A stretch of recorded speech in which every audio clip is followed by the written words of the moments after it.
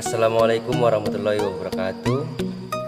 Untuk video kali ini kita akan membahas komponen karburator dan juga fungsinya ya.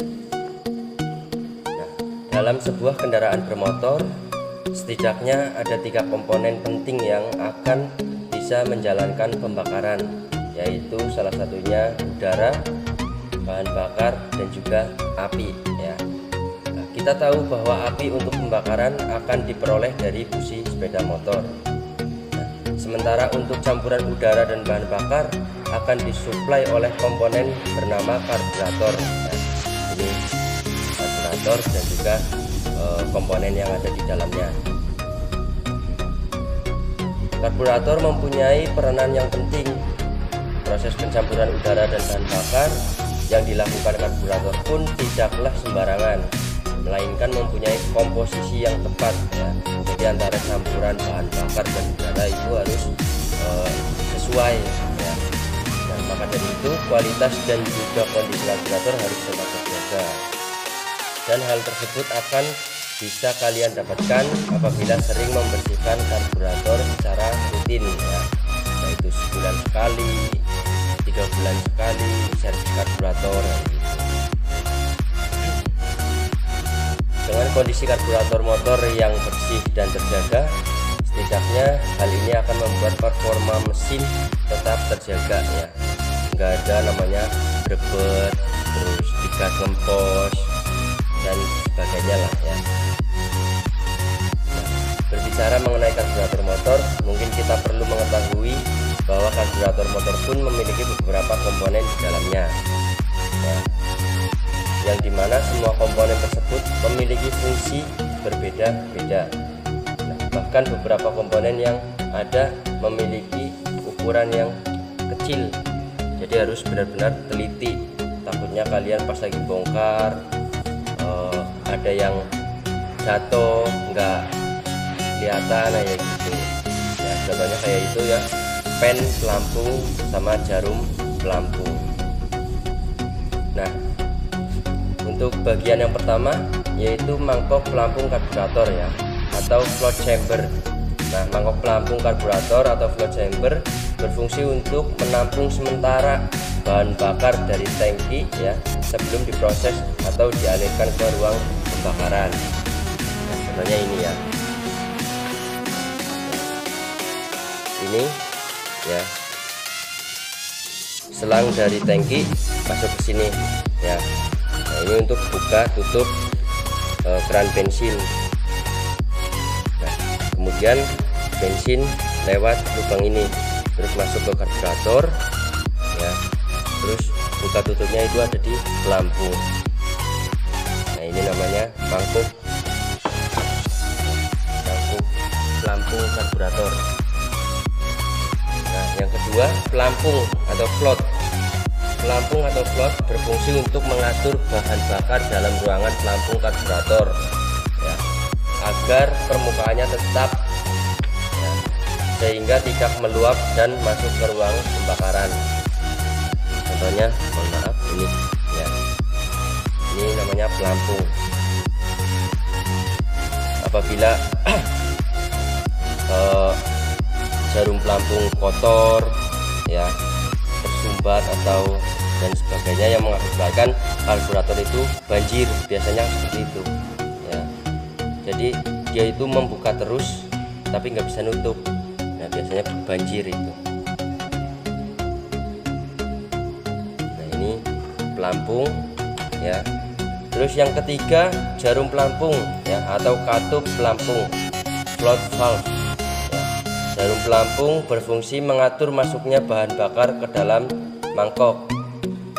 Jarum pelampung ini juga akan menutup saluran suplai bahan bakar dari tangki jika bahan bakar di dalam pelampung karburator sudah penuh ya. Nah, ini ya.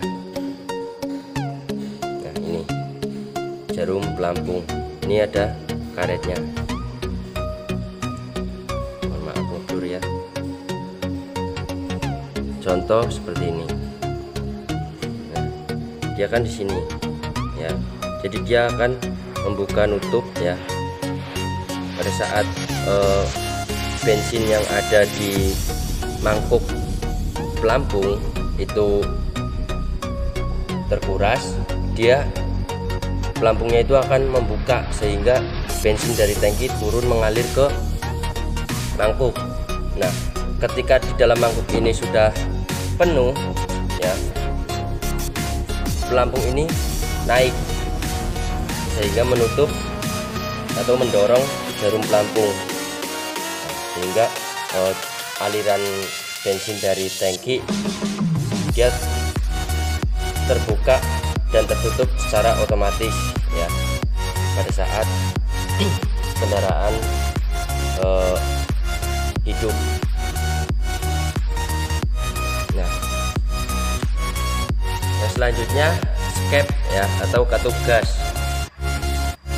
Katup gas itu ada di sini ya. Nah, ini lubang skepnya. Fungsinya untuk mengatur jumlah campuran bahan bakar dan udara yang akan dialirkan ke dalam ruang silinder.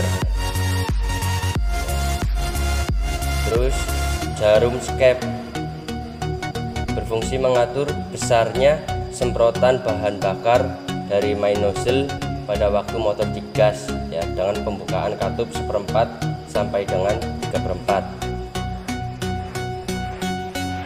Selanjutnya main jet ya, contoh ini ya, main jet yang gede. Nah, main jet. Nah, yang ini pilot jet atau slow jet. Nah, pilot jet berfungsi, main jet ya maaf. Main jet berfungsi untuk mengontrol aliran bahan bakar sistem putaran menengah dan tinggi. Semakin besar ukuran main jet ya, semakin besar ukuran main jet, semakin besar pula bahan bakar yang mampu dialirkan. Jadi semakin besar ini lubang main jet ya, maka bahan bakar pun semakin boros.